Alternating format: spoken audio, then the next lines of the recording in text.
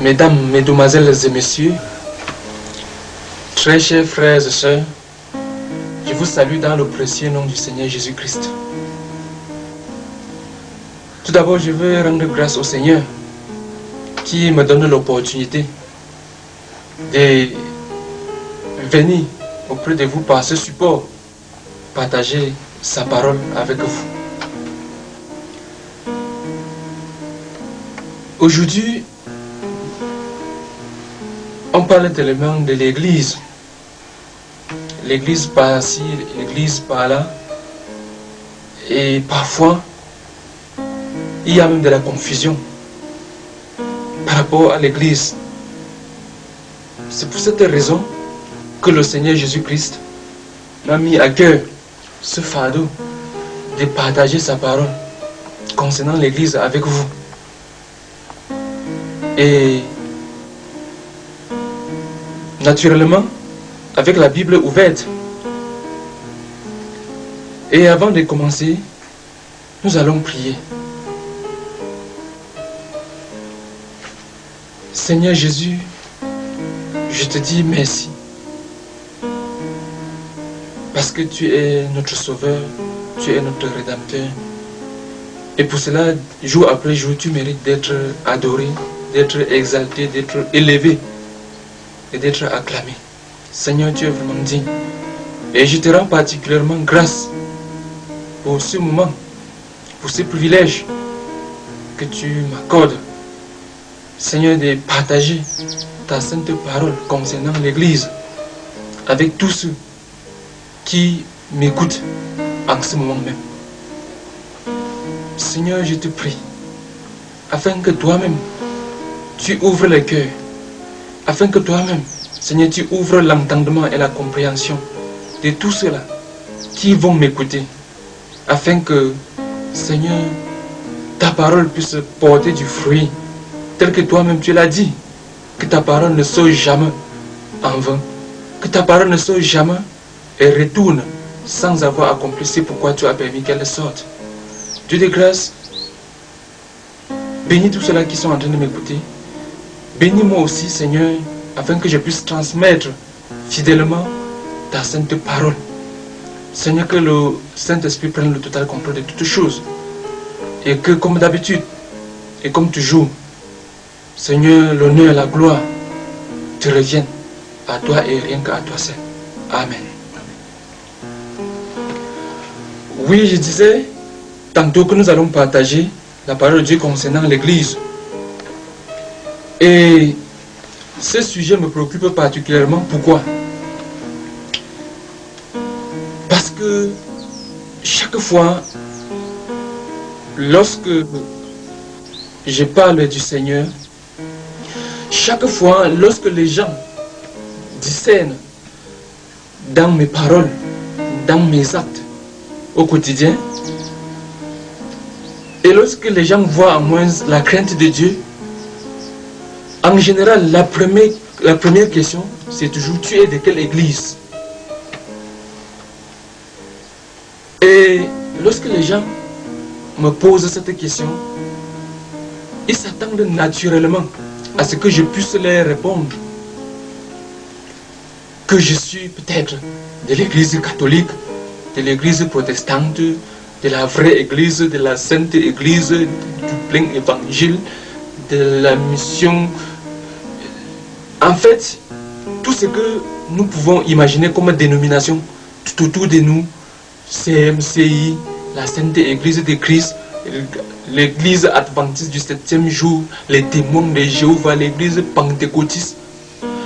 Et lorsque moi je réponds que je n'appartiens à aucune de ces dénominations et que pour servir le Seigneur, je n'en ai pas besoin, et que même tous ceux qui veulent servir le Seigneur, en réalité, par rapport à la parole de Dieu, n'en ont vraiment pas besoin, mes interlocuteurs me regardent comme un revenant, comme un extraterrestre.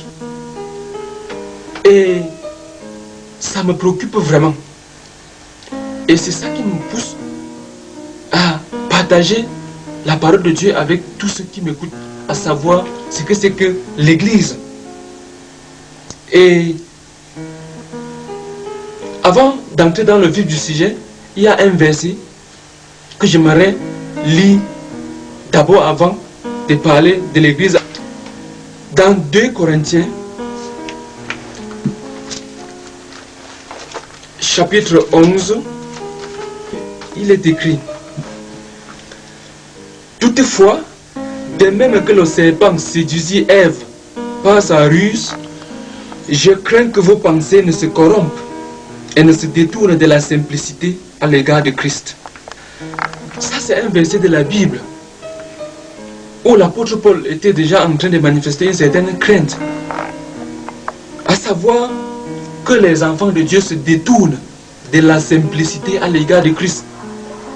Ça veut dire qu'à un moment donné, les enfants de Dieu peuvent se détourner de la simplicité à l'égard de Christ et commencer à compliquer les choses de Dieu et commencer à compliquer la foi. Et bien entendu, par rapport à l'église, on a compliqué beaucoup de choses qui ne peuvent pas se justifier par rapport à la parole de Dieu aujourd'hui. Donc j'aimerais que nous gardions vraiment ce verset dans notre esprit pendant que nous serons en train de partager sur l'église. Je relis ce verset, 2 Corinthiens 11, verset 3. Toutefois, de même que le serpent séduisit Ève par sa ruse, je crains que vos pensées ne se corrompent et ne se détournent de la simplicité à l'égard de Christ. J'ai parlé tout à l'heure des dénominations qui existent tout autour de nous et on en crée chaque jour. Et je vais directement dire que dans la Bible, toutes ces dénominations, on ne les retrouve pas. De Genèse à Apocalypse, on ne trouve pas tout ce que les gens ont créé aujourd'hui, quels qu'en soient les motifs, quelles qu'en soient les raisons, les arguments qu'on peut évoquer pour soutenir toutes ces dénominations. Dans la Bible, soit on est chrétien, soit on ne l'est pas. Donc la Bible ne connaît pas des chrétiens catholiques, des chrétiens protestants, des chrétiens évangéliques, des chrétiens pentecôtistes, et ainsi de suite. Soit on est chrétien, soit on ne l'est pas. Donc tout ce qu'on ajoute devant le mot chrétien est étranger à la Bible. Maintenant, chers frères et sœurs, mesdames et messieurs, avant de répondre à la question « Qu'est-ce que l'Église ?», nous allons méditer ensemble ce message de l'apôtre Paul. Donc, 1 Corinthiens chapitre 1, versets 10 à 13, il est écrit: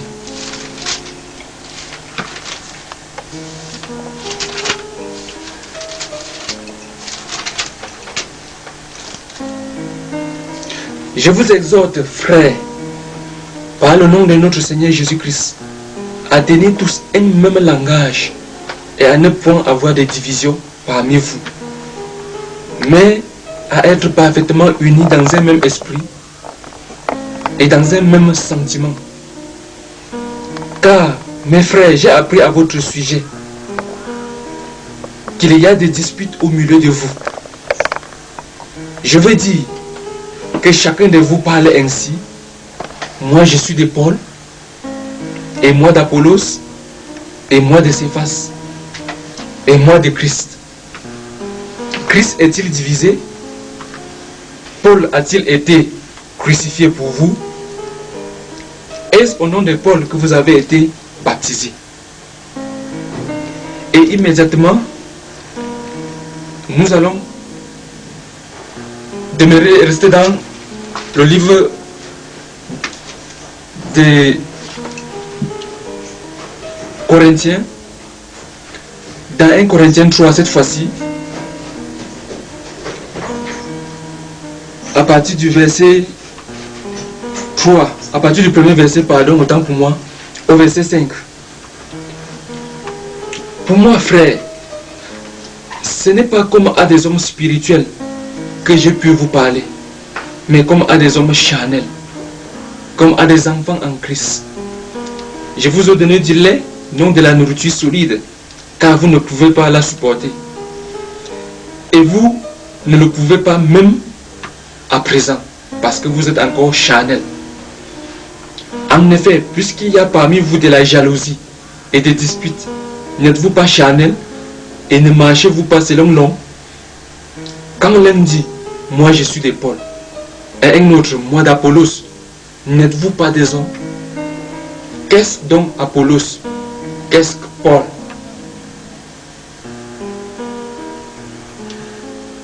Nous voyons ici que même au temps de l'apôtre Paul, l'esprit des dénominations planait déjà dans les airs. Et l'apôtre Paul l'a fermement condamné. Même tout ce qui se réclamait de lui. Parce qu'en réalité, c'était déjà l'esprit de dénomination qui était en train de naître. Les gens maintenant étaient en train de vouloir s'identifier aux individus et non à Christ qui les a sauvés. Et ce qui est curieux, c'est que pendant que certains disaient nous sommes d'Apollos et d'autres nous sommes de Paul, de Céphas et ainsi de suite, il y a aussi eu un groupe qui a dit que nous sommes de Christ. En fait, par là, ils étaient en train de vouloir montrer que ils ont choisi un beau nom par rapport à d'autres. Pas étonnant que l'apôtre Paul ait dit, je vois qu'il y a de la jalousie au milieu de vous et des rivalités. En réalité, l'esprit des dénominations, c'est un esprit de rivalité. C'est un esprit de jalousie. C'est pour cette raison que lorsque quelqu'un sort d'une dénomination et qu'il s'en va créer la sienne, il cherche un nom qui va rivaliser avec les autres dénominations qui existent déjà. En fait, c'est ça l'esprit de la dénomination. Et l'apôtre Paul a condamné même ceux-là qui ont dit qu'ils étaient des Christ. La vérité, c'est que parce qu'ils avaient cru au Seigneur, ils étaient vraiment des Christ. Mais l'esprit dans lequel ils disaient cela, c'était un esprit de concurrence. C'était un esprit de rivalité. Pour nous dire aux autres que notre nom est plus beau que le vôtre. Et l'apôtre Paul l'a fermement condamné. Et il a dit à plusieurs reprises, ça c'est charnel. Qu'est-ce qu'on entend par charnel? Ce qui est charnel, c'est tout simplement l'inverse de ce qui est spirituel. Ça veut dire que lorsqu'on examine correctement les dénominations, l'esprit qu'il y a derrière, c'est un esprit humain. Ce n'est pas quelque chose qui est spirituel, ça ne vient pas de Dieu. Quoi que l'on dise, quelle qu'en soit la manière dont les gens vont se lever pour défendre les dénominations, la Bible dit que c'est charnel. Donc Dieu n'a jamais prévu cela dans son plan. Dieu n'a jamais voulu qu'il y ait des dénominations. Parce que les dénominations sont venues diviser le peuple de Dieu. Et c'est ce que l'apôtre Paul dit ici. Il y a de la division au milieu de vous. Parce que maintenant les gens se regroupent autour des dénominations. Et pour montrer que c'est vraiment de la division. Lorsque quelqu'un quitte une dénomination, peut-être il quitte une ville pour aller dans une autre ville. Lorsqu'il arrive dans cette ville, son premier réflexe, c'est toujours chercher les chrétiens de sa dénomination. C'est toujours chercher là où est installée sa dénomination. Et lorsque il ne trouve pas de chrétiens de sa dénomination, ou lorsque dans ce coin, sa dénomination n'est pas encore installée correctement, il a de la peine à servir le Seigneur. Il a de la peine à vivre en chrétien. Alors que dans cette même ville, il y a beaucoup d'enfants de Dieu sérieux et engagés. Mais parce que ces enfants de Dieu ne sont pas dans la même dénomination que lui, pour lui, il voit comme s'il était perdu. Voilà ce que les dénominations ont créé. Et J'irai même plus loin. Lorsque vous sortez d'une dénomination, pour n'importe quelle raison, et que vous vous retrouvez dans une autre dénomination, parfois, la dénomination dans laquelle vous êtes sorti, vous considérez comme quelqu'un qui a abandonné la foi, parce que vous n'êtes plus avec eux. Voilà ce que les dénominations ont créé. Parce que les gens ne se rassemblent plus au nom du Seigneur, mais en quelque sorte au nom de leur dénomination.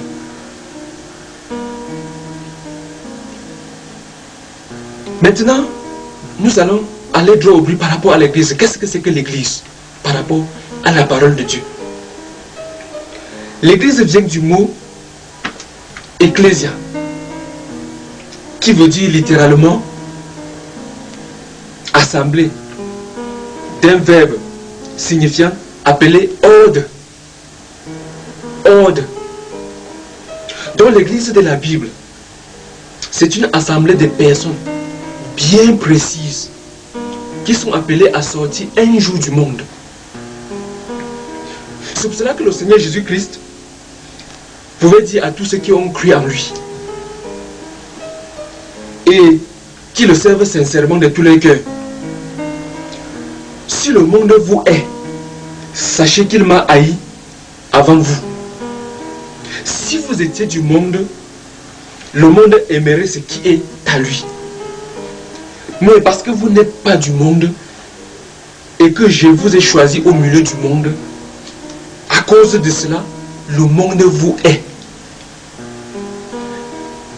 C'est dans Jean chapitre 15, versets 18 à 19 que nous trouvons ces paroles du Seigneur Jésus-Christ. Et le Seigneur Jésus-Christ ajoute: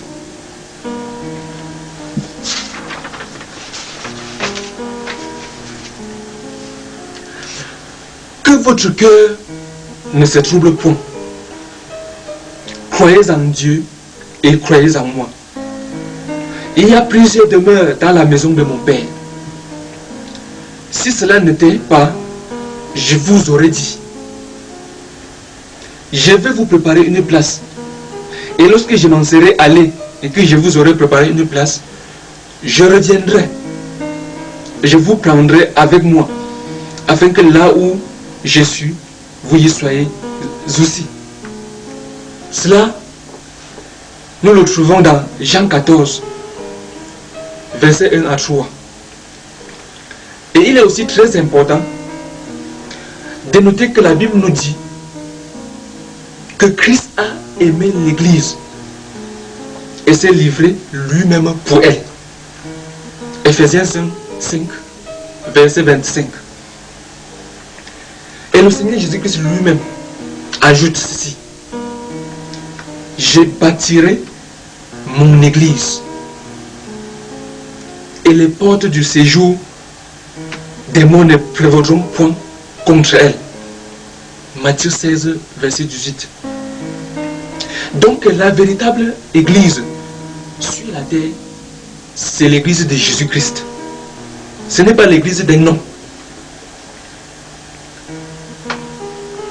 Malheureusement, aujourd'hui, on trouve parfois des églises à l'effigie de certains hommes. Certaines personnes qui mettent les noms à côté de l'église. Mais la vérité, c'est que la véritable église sur la terre, ce n'est pas l'église d'un nom. C'est l'église de Jésus-Christ. Et l'église, dans le sens le plus large, c'est l'ensemble de tous ceux qui sont nés de nouveau sur toute la surface de la terre. Cet ensemble forme l'église de Jésus-Christ sur la terre. Et dans une localité donnée, l'église, c'est là où les enfants de Dieu sont assemblés au nom du Seigneur Jésus-Christ. C'est là que Jésus-Christ lui-même a dit, je cite: là où 2 ou 3 sont assemblés à mon nom, je suis au milieu d'eux. Matthieu 18, verset 20. Remarquons que le Seigneur Jésus-Christ a dit, là où 2 ou 3 sont assemblés en son nom. Il n'a pas dit là où 2 ou 3 sont assemblés au nom d'une telle dénomination, au nom du plein évangile, ou bien au nom de la vraie église, au nom de l'église pentecôtiste, au nom de la CMC, mais en son nom.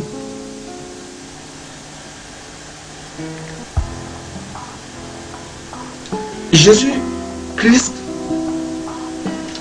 n'a pas non plus dit, ayant accroché une grosse plaque sur les murs, ou étant assemblés dans un très grand bâtiment orné.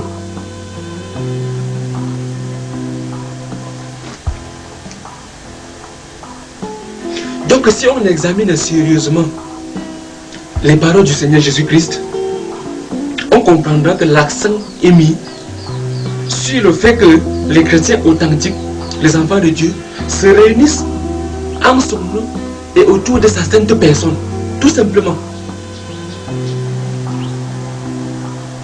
Mais ce qui est dramatique, c'est qu'aujourd'hui, les chrétiens, même parmi les plus sincères, ne croient pas qu'on puisse se rassembler dans la maison d'un frère ou d'une sœur pour toutes les réunions chrétiennes et être satisfaits.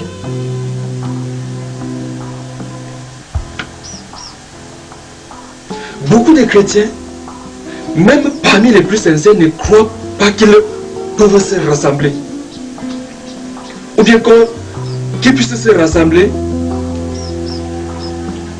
dans la maison d'un frère ou d'une sœur pour toutes les réunions chrétiennes sans avoir besoin d'une plaque publicitaire.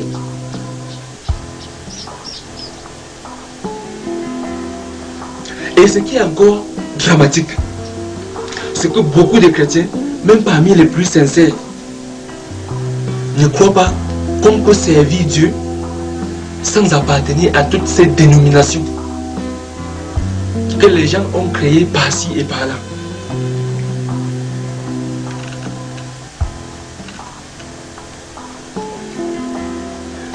Beaucoup de chrétiens, même parmi les plus sincères, ne croient pas qu'ils doivent s'identifier uniquement au nom que Dieu lui-même leur a donné dans sa parole. Qu'ils doivent s'identifier uniquement au nom du Seigneur Jésus-Christ. Un jour, pendant que je m'entretenais sur ce sujet avec un frère, il m'a dit ceci. Lorsqu'on accouche un enfant, on doit lui donner un nom. Donc, c'est pour cette raison que les dénominations existent. C'est comme un nom qu'on a donné à un enfant pour s'identifier.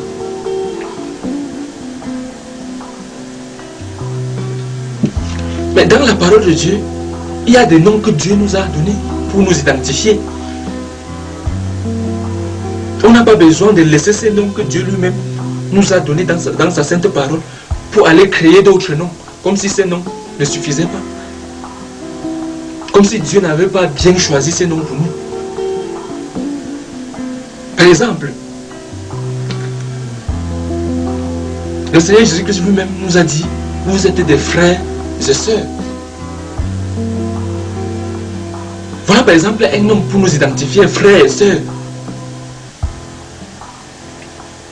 Nous pouvons lire cela dans Matthieu 23, verset 8. Et dans Ephésiens 1, verset 1 à 2, la Bible appelle les enfants de Dieu les fidèles. Donc les enfants de Dieu sont des fidèles. Voilà un nom que Dieu les donne. Les fidèles en Christ, les fidèles dans le Seigneur. Et même que le mot chrétien, que nous parlons si vulgairement, c'est toujours un nom dans la parole de Dieu pour identifier ceux qui ont cru au Seigneur Jésus-Christ. Parce que chrétien vient de Christ, le petit Christ. Nous pouvons lire cela dans Acte 11, verset 26. Puis dans 1 Pierre 4, versets 14 à 16.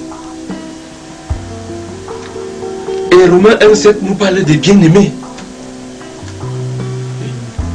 Celui qui a cru au Seigneur Jésus-Christ est un bien-aimé.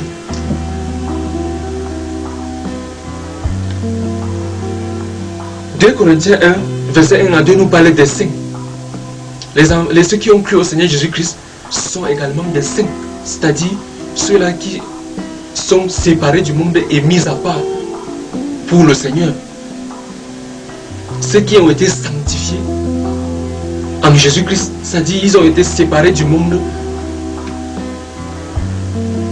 et mis à part pour servir le Seigneur. Bien que, étant dans le monde, ils ne sont plus du monde.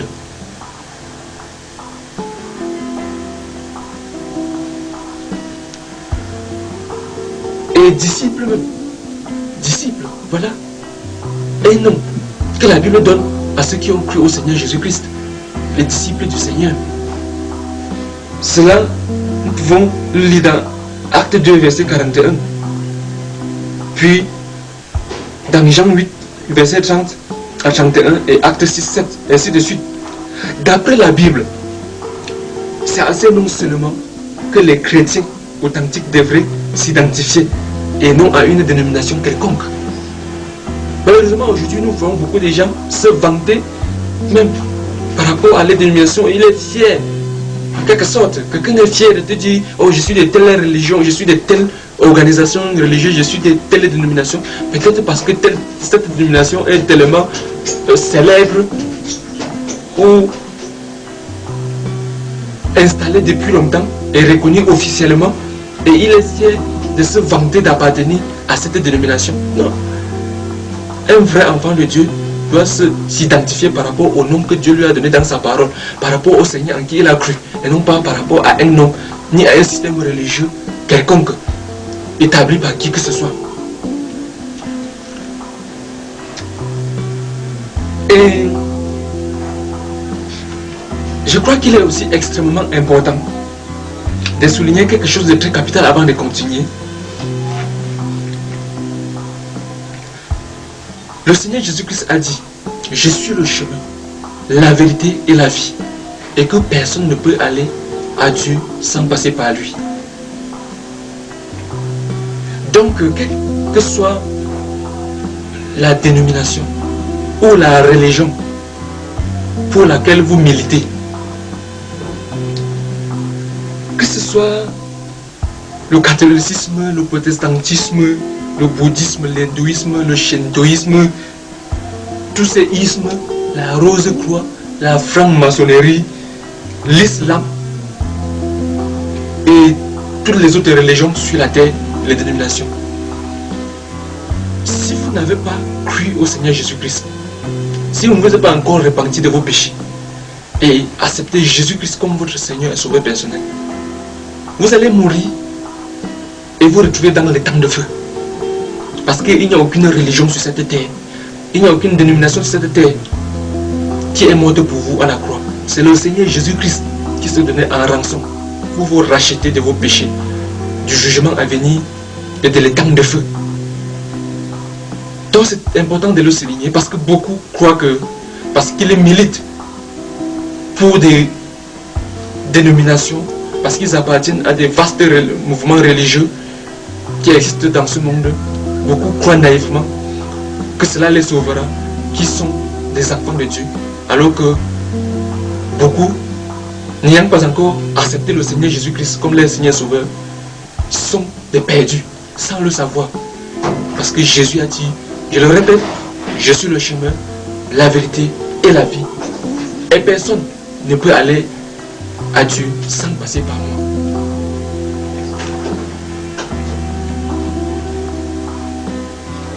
Donc si vous appartenez, quelle qu'en soit la religion, quelle qu'en soit n'importe quelle religion, je vais dire, auquel vous appartenez, rassurez-vous au moins d'une chose, que vous vous êtes déjà repenti de vos péchés et que vous vous êtes donné au Seigneur Jésus-Christ pour être sauvé du jugement à venir et de l'étang de feu.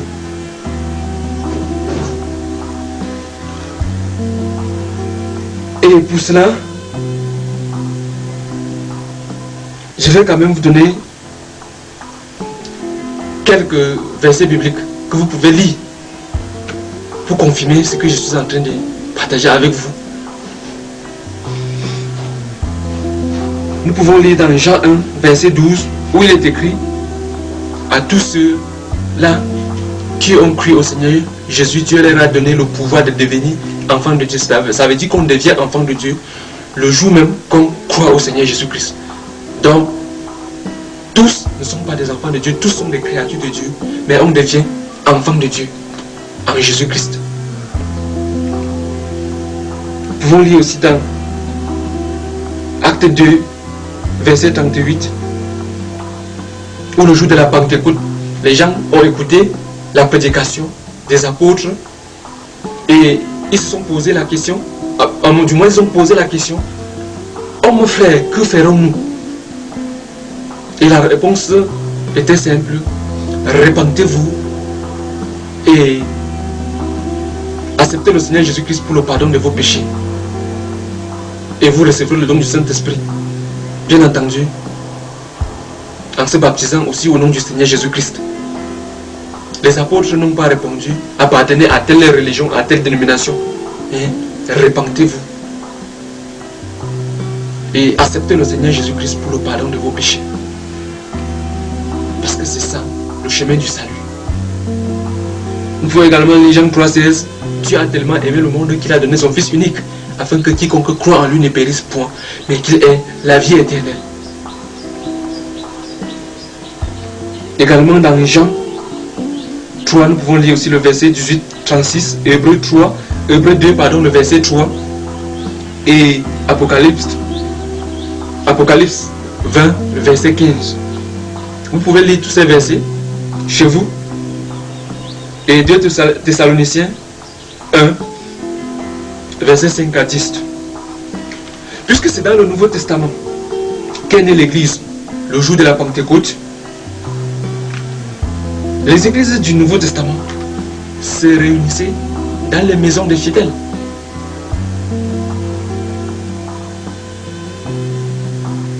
Nous pouvons lire quelques versets pour confirmer cela. 1 Corinthiens 3, verset 16. La Bible nous dit ceci: ne savez-vous pas que vous êtes le temple de Dieu et que l'Esprit de Dieu habite en vous? Donc le chrétien est le véritable temple de Dieu, parce que Dieu habite en lui. Et dans Actes des Apôtres, chapitre 17, le verset 24,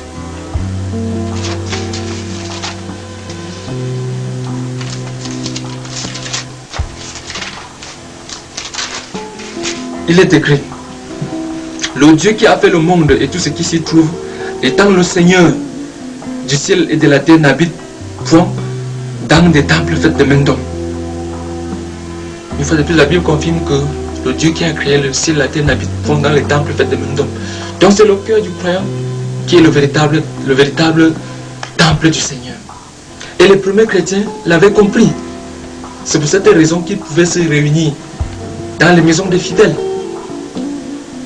ayant compris que Dieu n'habite pas dans des gros temples construits par des hommes, mais dans le corps du croyant, dans le cœur du croyant.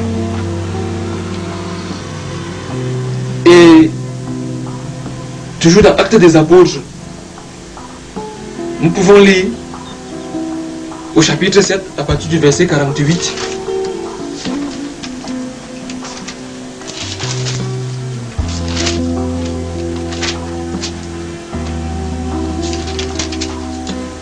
Mais le Très-Haut n'habite pas dans ce qui est fait de main d'homme. Comme dit le prophète: le ciel est mon trône et la terre mon marchepied. Quelle maison me bâtirez-vous, dit le Seigneur? Ou quel lieu sera, ou quel sera le lieu de mon repos?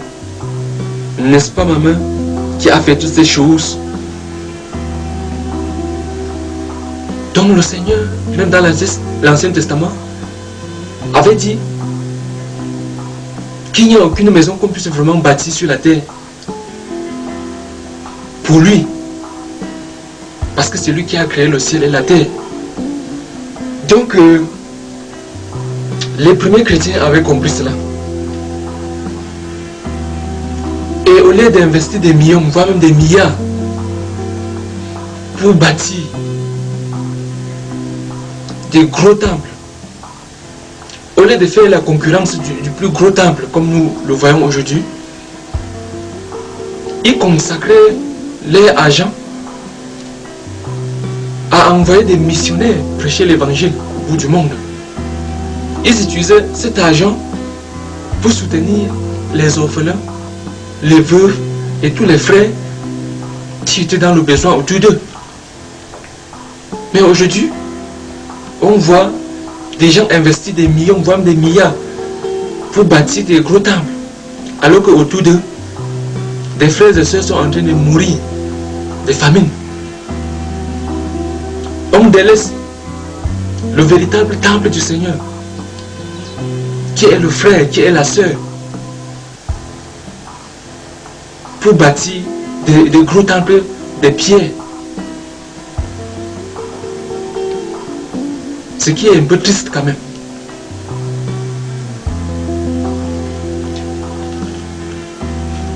Nous allons lire Romains 16, les 2 premiers versets. Du moins, nous allons lire le verset qui nous préoccupe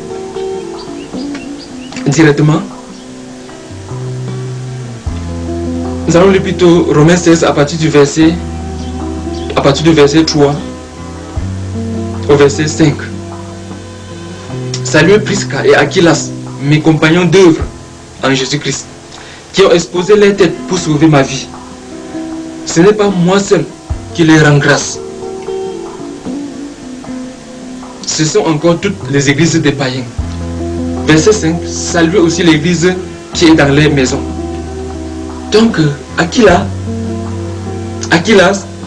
et Prisca étaient un couple chrétien qui avait une église dans les maisons. Les maisons n'étaient pas l'église, mais il y avait une église dans les maisons. C'est-à-dire que les enfants de Dieu se réunissaient dans les maisons.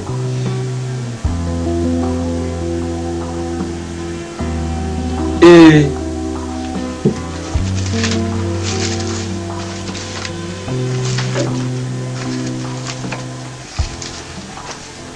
dans Colossiens, chapitre 4, verset 15,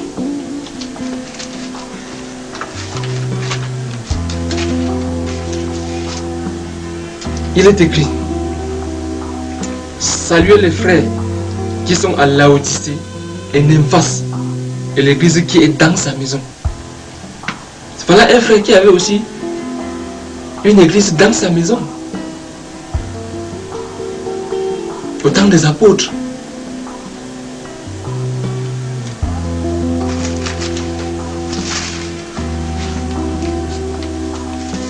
Et dans Philémon, nous pouvons aussi lire ceci. Philémon, le premier verset, au verset 2, Paul, prisonnier de Jésus-Christ, et le frère Timothée à Philémon, mon bien-aimé et notre compagnon d'œuvre, à la sœur Aphia, à Archip, notre compagnon de combat, et à l'église qui est dans ta maison. Donc voilà, une fois de plus, un bien-aimé dans le Seigneur qui avait une église dans sa maison. Donc nous voyons vraiment que les premiers chrétiens avaient compris que même leur maison suffisait pour les réunions chrétiennes. Mais aujourd'hui, ce qui est curieux, c'est que parfois on considère ceux qui se rassemblent dans leur maison comme des gens perdus, comme des sectes, comme des gens qui n'ont pas suffisamment de l'argent pour bâtir des temples, comme des gens qui se cachent. Mais c'est le mensonge. Par rapport à la parole de Dieu, la Bible dit clairement: et l'église qui est dans ta maison. Certains ont même pour un peu masquer les choses, ou bien je ne sais pas comment dire cela, transforme l'église dans la maison en cellule. Mais la Bible n'en dit nulle part. Et la cellule de prière qui est dans ta maison, mais l'église qui est dans ta maison. Oui, parce que beaucoup, pour contourner la parole de Dieu, disent qu'ils vont créer des cellules dans les maisons et créer maintenant des églises, mais au centre-ville, je ne sais pas moi, dans un endroit précis. Et les gens vont aller maintenant dans les cellules de prière pour se réunir et pour prier de temps à autre. Mais la Bible nous parle de l'église dans la maison, pas la cellule de prière dans ta maison, dans la maison ou bien dans ta maison. Dans ma Bible, je ne vois pas des cellules de prière dans les maisons, mais des églises, des véritables églises autonomes qui prient, qui lisent la parole de Dieu, qui adorent le Seigneur et qui louent le Seigneur. Pas une cellule de prière. Les cellules de prière, ça c'est encore une invention de l'homme qui n'a rien à voir avec ce qui est écrit dans la parole de Dieu. Et les églises bibliques étaient également autonomes. Bien que naturellement, il y avait de la communion entre elles. Ce qui est tout à fait normal.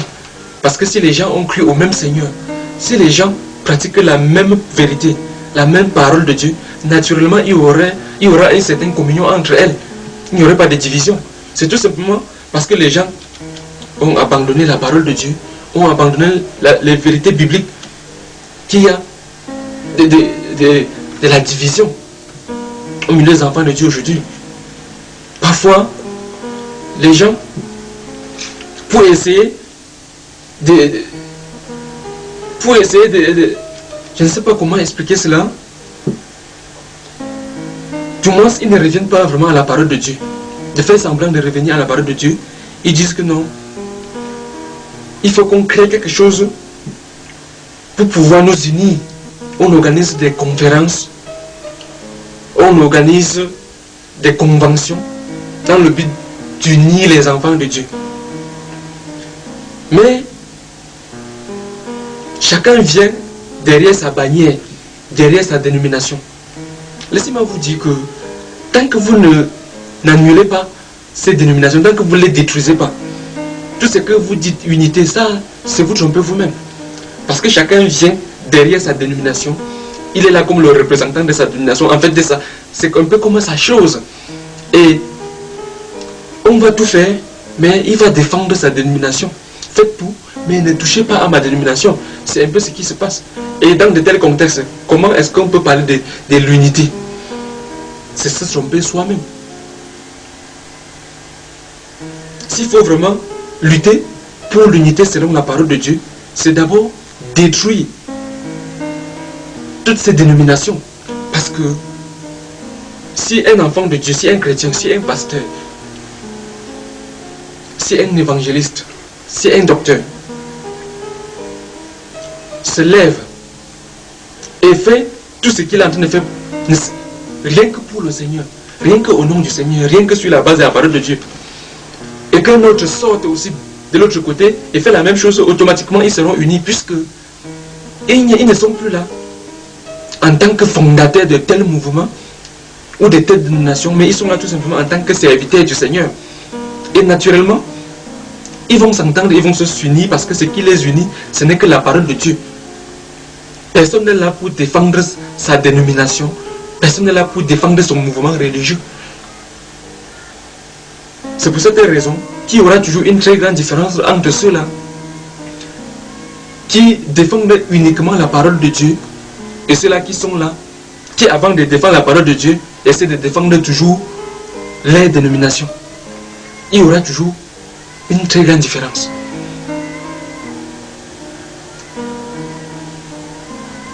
Et les dénominations, puisque c'est anti-biblique, c'est un peu comme des empires.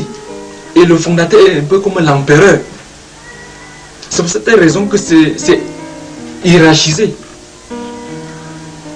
Par exemple, pour les catholiques, il y a le pape qui doit donner les ordres et que les autres doivent suivre à la lettre. Il en est de même pour toutes les dénominations. tous les fondateurs de dénominations sont comme des papes. C'est pour cette raison que toutes les assemblées issues des dénominations ne peuvent pas être autonomes, puisqu'ils ont des comptes à rendre à leur patron. À ce que je sache, si l'église sur la terre est l'église de Jésus-Christ, ce n'est qu'à Jésus-Christ qu'on devrait rendre des comptes, puisque c'est lui qui est la tête de l'église selon la parole de Dieu. Donc, les églises que nous voyons de nos jours, qui sont dépendantes des autres églises, ou d'une église mère, c'est-à-dire une église qui doit rendre compte à une autre église ou à un homme, quelque part, même si le fondateur n'est pas biblique. Tout ce qui fonctionne ici peut être un empire. En fait, tout, sauf l'église de la Bible. Le pasteur qui doit rendre compte à un pasteur de district, qui à son tour doit rendre compte à un pasteur régional, et qui à son tour doit rendre compte à un pasteur mondial. Même si le pape est anti-biblique. Nous ne voyons pas une telle organisation dans la parole du Seigneur.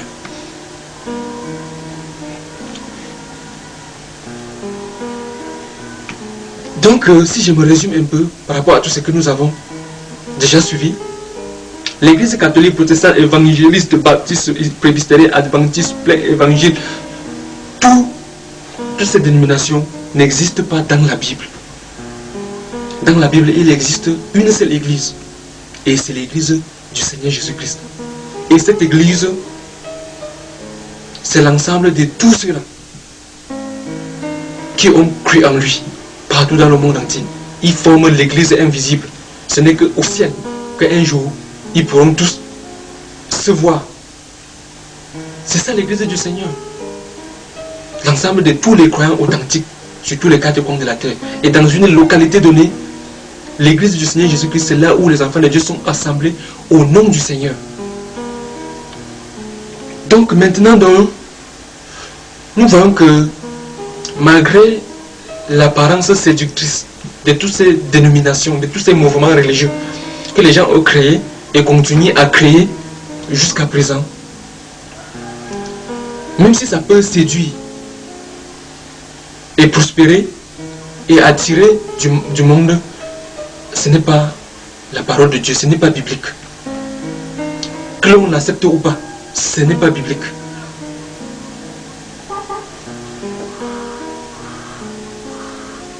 Toi qui es en train de m'écouter en ce moment, tu as un choix à faire.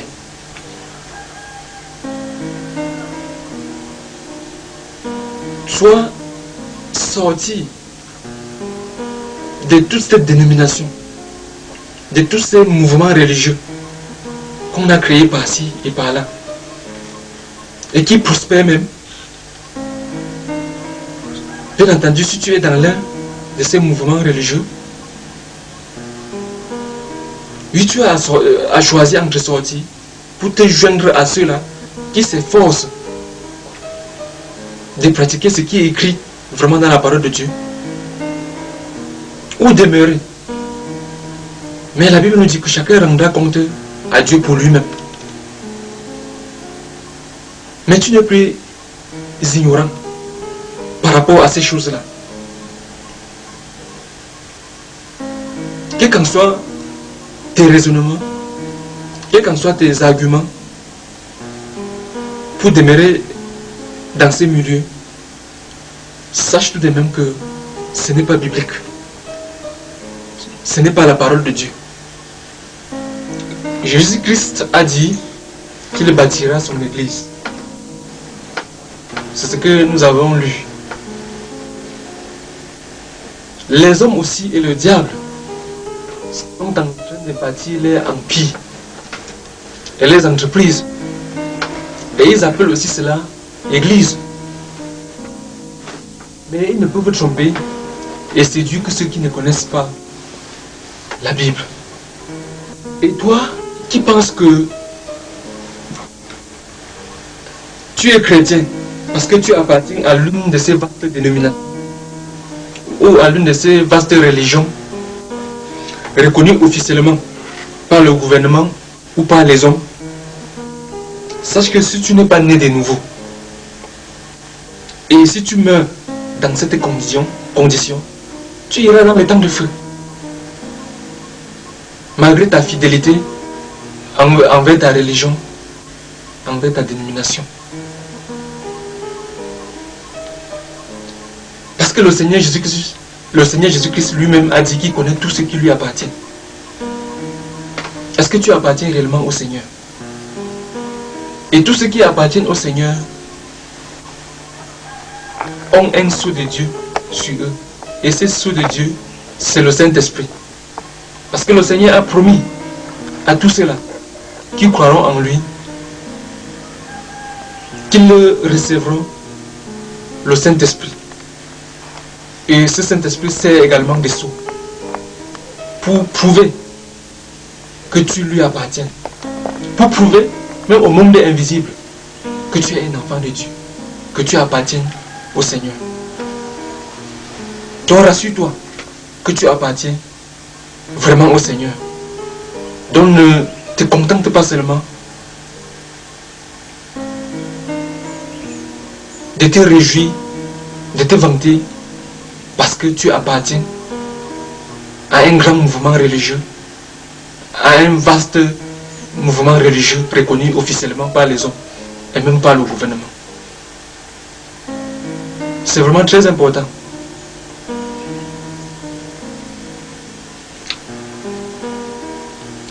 Et par rapport à cela, je vais encore donner quelques versets bibliques que vous pouvez lire. Romains 8, verset 9.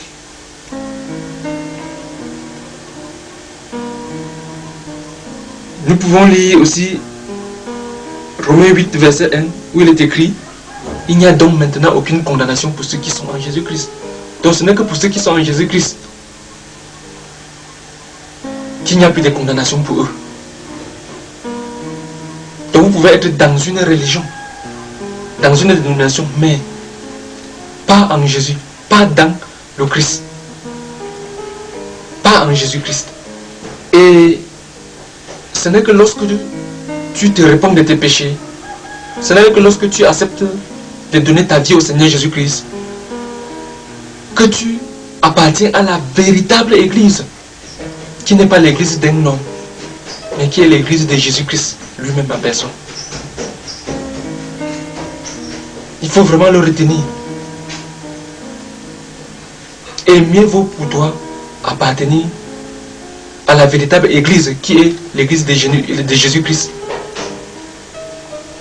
Même si les autres peuvent te régner, même si les autres peuvent dire que parce que tu n'es pas dans leur mouvement,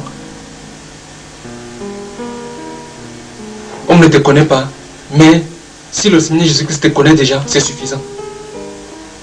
Dans Actes des Apôtres, le verset 29 du chapitre 5, il est écrit: Pierre et les apôtres répondirent: il faut obéir à Dieu plutôt qu'aux hommes.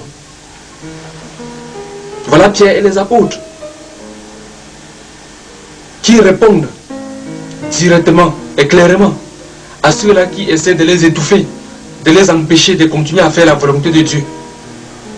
Il répond: il faut obéir à Dieu plutôt qu'aux hommes. Et j'aimerais vous poser une question.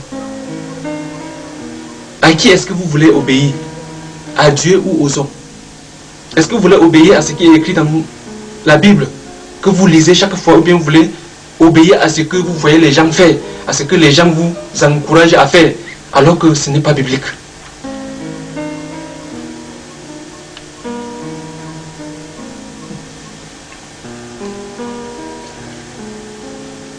Dans Marc, chapitre 7, versets 6 à 9, il est écrit: Jésus leur répondit: ce peuple m'honore des lèvres. Vous abandonnez le commandement de Dieu et vous observez la tradition des hommes. Vous rejetez fort bien le commandement de Dieu pour garder votre tradition.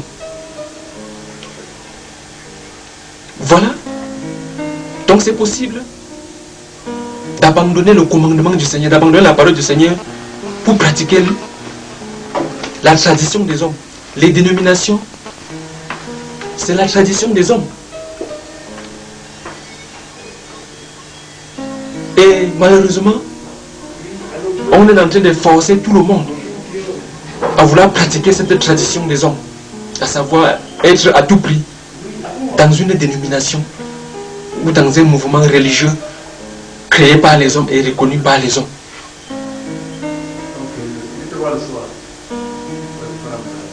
Réfléchissez correctement sur ces paroles. Vous abandonnez les commandements du Seigneur, la parole du Seigneur, pour pratiquer votre tradition, pour pratiquer la tradition des hommes.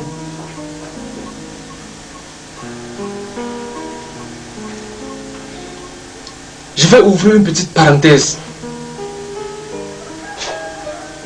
Mais, toujours par rapport à l'Église, la marque de la bête, la marque de l'Antichrist. La bête ou l'Antichrist a solidement mis sur pied un système religieux au travers duquel il doit contrôler spirituellement les hommes.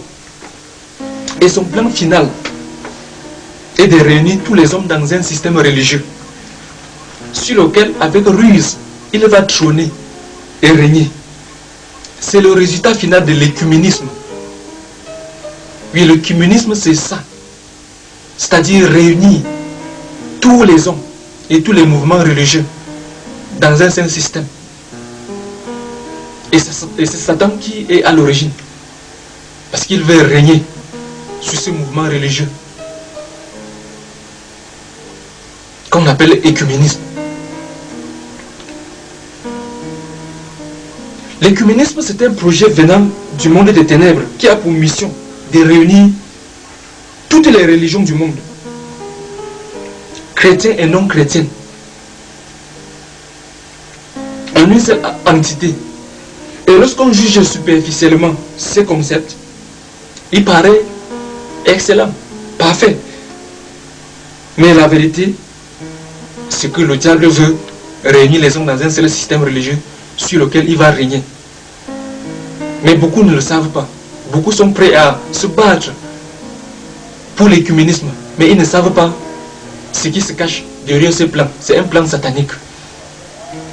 La Bible déclare, elle, la bête, fit que tous, petits et grands, riches et pauvres, libres et esclaves, reçoivent une marque sur leur main droite ou sur leur front, et que personne ne puisse acheter ni vendre sans avoir la marque, le nom de la bête ou le nombre de son nom.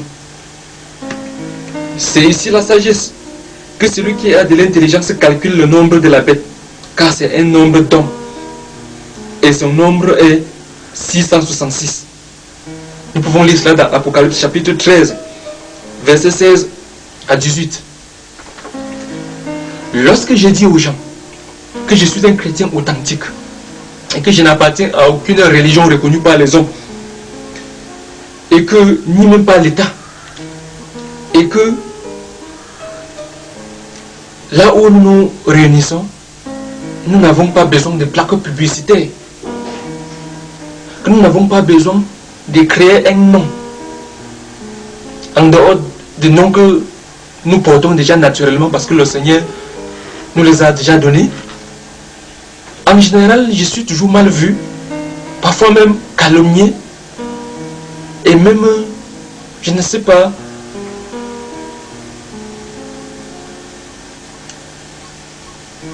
les gens me traitent un peu comme quelqu'un qui ne sait pas véritablement le Seigneur. Parce que selon eux, je devrais être automatiquement dans un mouvement religieux créé par les hommes. Je devrais militer aussi pour les mouvements religieux comme tout le monde le fait. En fait, les gens sont toujours réticents de façon permanente à mon égard. Et ils essaient de m'obliger en quelque sorte à entrer aussi dans la danse. Ils veulent m'obliger aussi en quelque sorte à jouer le même jeu. C'est-à-dire, soit appartenir à un mouvement religieux reconnu, soit créer mais aussi un mouvement religieux reconnu pour pouvoir être accepté facilement. En fait, c'est ça la marque de la bête, spirituellement parlant. Ça veut dire essayer d'obliger les gens à s'adhérer à des mouvements religieux qui n'ont aucune base biblique, ou bien essayer de forcer les gens à créer certains mouvements religieux qui n'ont rien à voir avec la parole de Dieu. C'est un peu comme forcer quelqu'un à porter la marque de la bête, à porter cette marque qui va lui permettre d'être accepté. C'est un peu ce que la Bible dit, avoir ici le droit d'acheter ou de vendre. Et vous tous qui avez décidé de refuser de fonctionner selon le principe établi, les principes établis par les hommes, selon les enseignements établis par les hommes, sachez que chaque fois que l'on vous oppresse, que l'on vous persécute, que l'on vous impose en quelque sorte de vouloir à tout prix porter un nom, créer aussi votre dénomination et votre religion pour pouvoir être reconnu et accepté, sachez que on est tout simplement en train de vous obliger à porter la marque de la bête, parce que ce qu'on vous oblige de faire n'a rien à voir avec la parole de Dieu. Sachez que si vous cédez, c'est un peu comme si vous avez décidé de prendre la marque de la bête pour pouvoir avoir le droit d'acheter ou de vendre, en fait pour pouvoir être accepté aussi comme tout le monde. Et les véritables enfants de Dieu sont ceux qui assument leurs choix. Quand vous avez décidé de suivre le Seigneur, vous avez décidé de lui obéir. Assumez votre choix. Laissez que l'on vous persécute, acceptez la persécution. Mais continuez à proclamer tout simplement la parole du Seigneur, à proclamer la vérité du Seigneur. C'est ça qui est le plus important pour un véritable enfant de Dieu, pour un véritable serviteur du Seigneur. Ce qui compte, ce n'est pas le fait d'être accepté par les uns et les autres.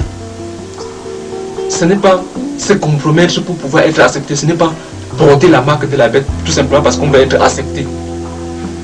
Si le Seigneur t'a déjà accepté, c'est l'essentiel, c'est le plus important.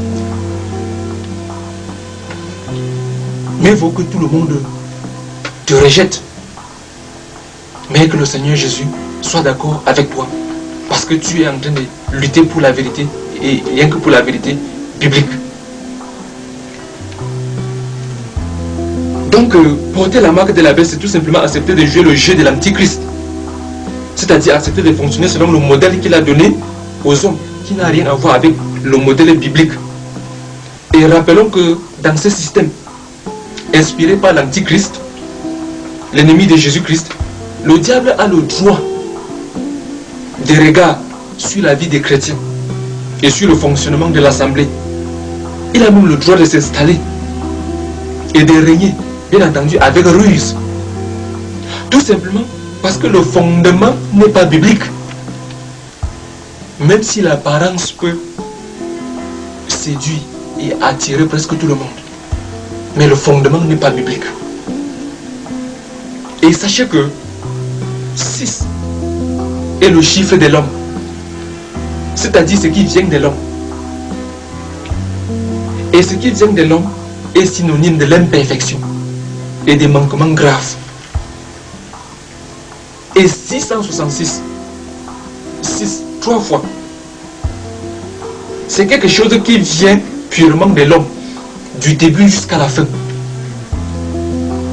Donc Dieu n'y est pas, même si l'apparence peut séduire.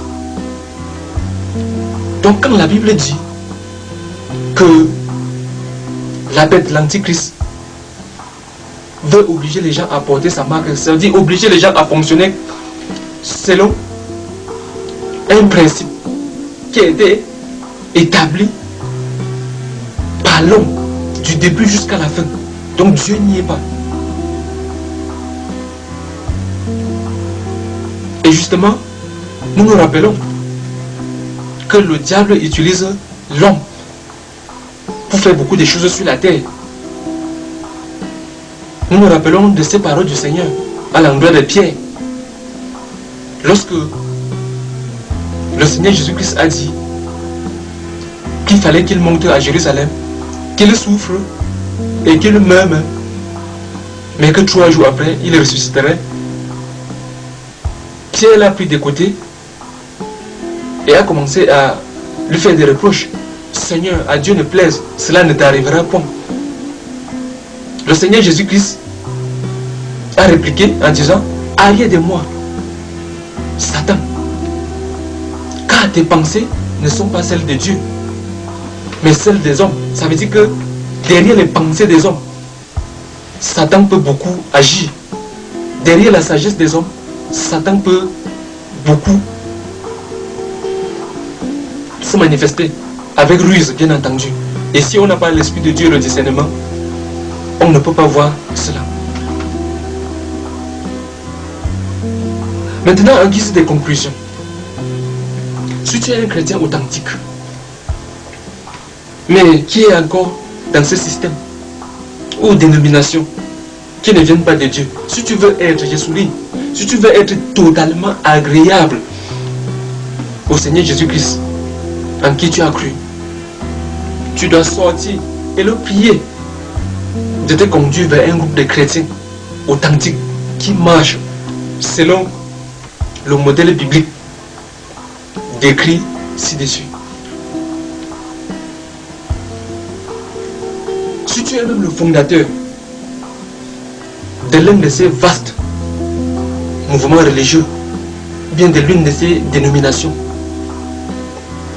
si tu veux être vraiment agréable au Seigneur, je souligne vraiment, tu es peut-être agréable au Seigneur, mais pas vraiment, parce que tu n'es pas dans sa parfaite volonté. Détruis tout cela et retourne au modèle biblique. Avant qu'il ne soit trop tard, parce que nous allons rendre tous compte au Seigneur, un jour ou l'autre. Certainement cela doit te coûter beaucoup de choses, peut-être ton titre, les fondateurs, peut-être ta célébrité même.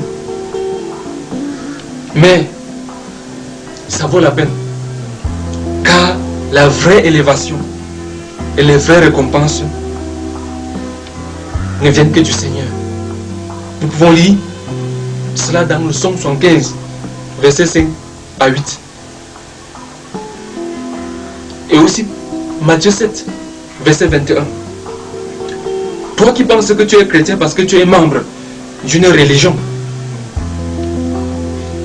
ou que tu as été baptisé et même confirmé,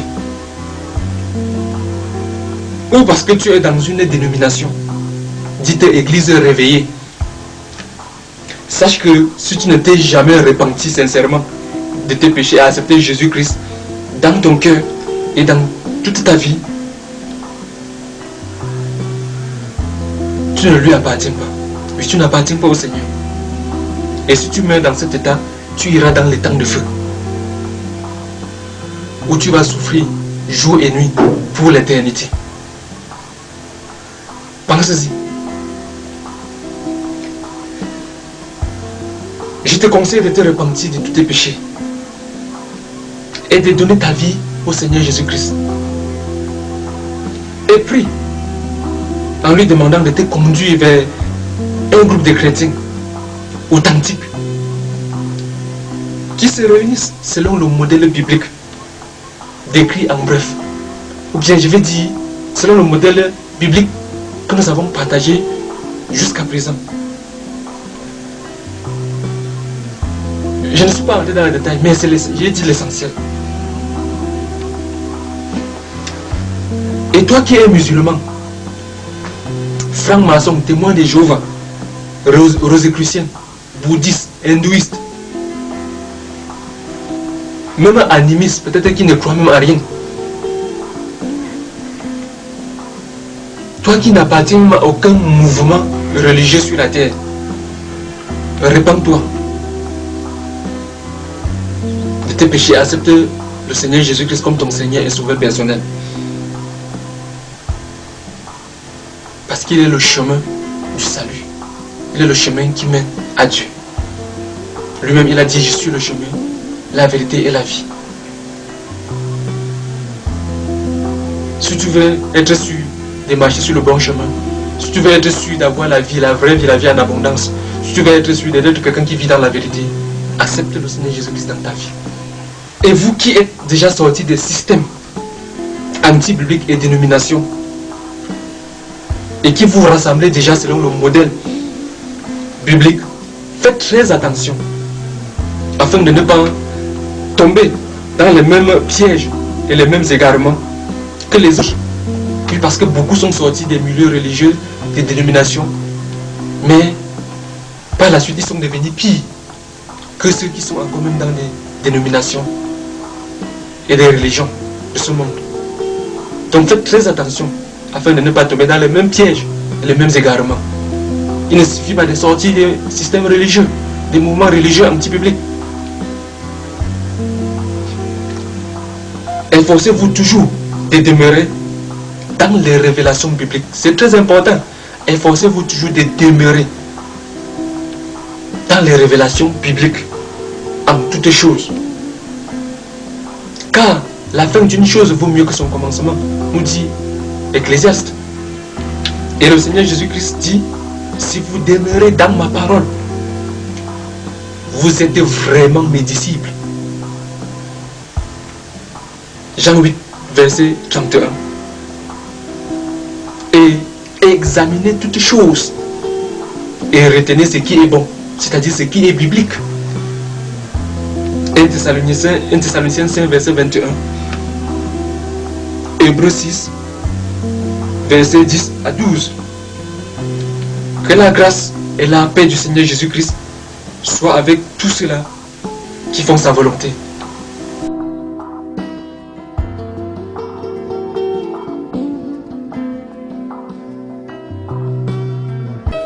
Pour vous servir, je suis le pasteur et serviteur du Seigneur Jésus-Christ, Rodrigue Djenji. Si vous avez des questions ou des préoccupations quelconques, sentez-vous libre de m'appeler au 77 61 93 77 ou aussi au 96 36 25 40. Et vous pouvez précéder ces deux numéros de 00 237 qui est le code du Cameroun si vous m'appelez hors du Cameroun.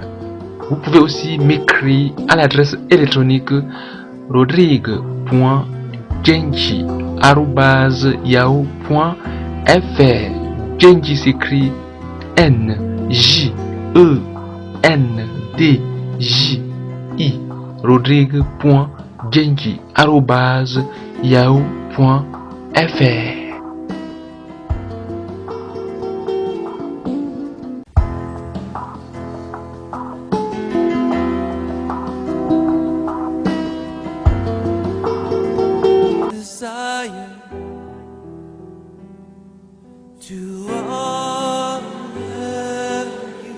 Je tiens aussi à vous faire savoir que tous mes messages, que ce soit sur l'église, la dîme, ce qu'on n'a pas enseigné, les serviteurs de Dieu doivent-ils travailler comme le reste des hommes, les maladies et guérisons à la lumière de la Bible, le combat spirituel, ce qu'on n'enseigne plus aux chrétiens, la foi audacieuse, le vrai Dieu gagnant, Marie, mère de Jésus et la Sainte Vierge Marie, la mort, pourquoi la mort, les temps de feu ou l'enfer, et beaucoup d'autres messages, particulièrement les messages du salut.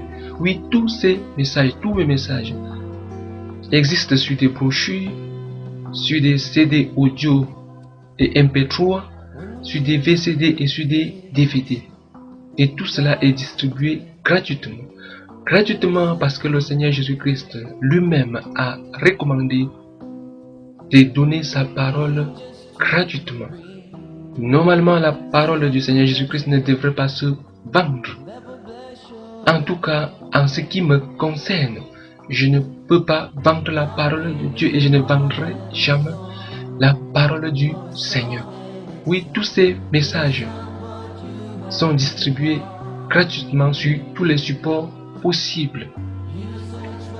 C'est aussi un défi personnel que je me suis lancé, à savoir distribuer gratuitement la parole du Seigneur Jésus-Christ sur tous les supports possibles, afin que le maximum de personnes possibles partout dans le monde entier puissent pouvoir écouter la bonne nouvelle du Seigneur Jésus-Christ et être sauvés. Oui, je les distribue gratuitement à la limite des stocks disponibles. Je précise à la limite des stocks disponibles parce que je les produis et je les réalise avec mes moyens financiers personnels. Oui, mes moyens financiers personnels que je gagne en travaillant de mes propres mains. En dehors du fait que je suis évangéliste et pasteur et que j'écris des brochures évangéliques, des brochures chrétiennes, je suis aussi technicien des téléphones portables. Je dépanne les téléphones portables à Bangati, Rodrigue Télécom à Bangati. Et ce que je gagne en travaillant de mes propres mains, je subviens aux besoins de ma famille et surtout aux besoins financiers de mon ministère. Une fois de plus, que la bonne main du Seigneur Jésus-Christ soit sur vous et que chaque instant qui passe serve à vous rapprocher davantage du Seigneur.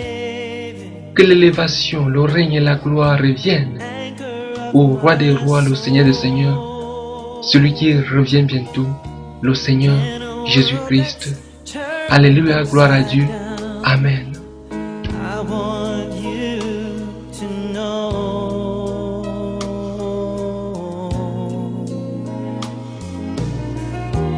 I could have one desire,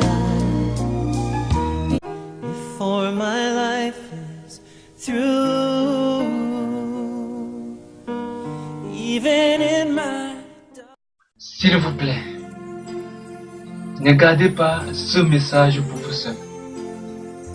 Faites tout pour le partager avec le maximum de personnes possibles autour de vous.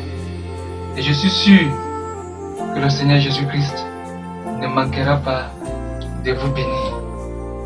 Amen.